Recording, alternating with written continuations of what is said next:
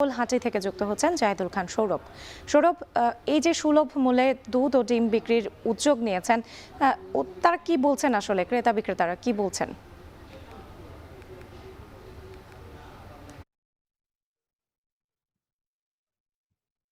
শেরপুরে গত মাহে রমজান উপলক্ষে কিন্তু শেরপুরে ন্যায্য মূল্যে এবং সুলভ মূল্যে দুধ এবং ডিম বিক্রি শুরু হয়েছে।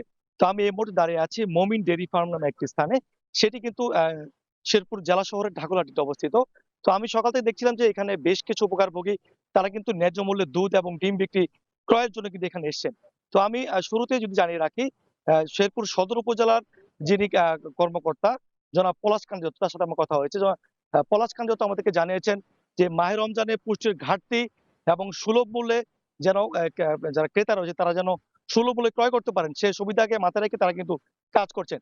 তো আমি সকাল থেকে দেখছিলাম যে এখানে প্রায় ১০০ থেকে ১৫০ জন লোক এখান থেকে বিভিন্ন রকম পাত্র নিয়ে তারা কিন্তু দুধ সংগ্রহ করছেন।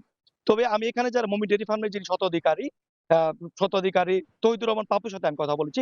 তৌহিদুর রহমান পাপু আমাদেরকে জানিয়েছেন যে তারা প্রথম রমজান থেকে এখানে সুলভ মূল্যে দুধ এবং ডিম বিক্রি করছেন।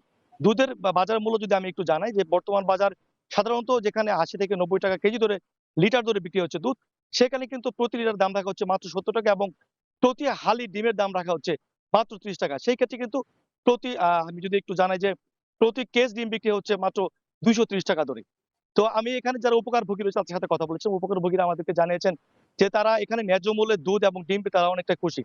বিশেষ করে তারা বলছেন যে যদি এই ধারাবাহিকতা পুরো রমজান জুড়ে থাকে তাহলে অনেকটাই সুবিধা হবে।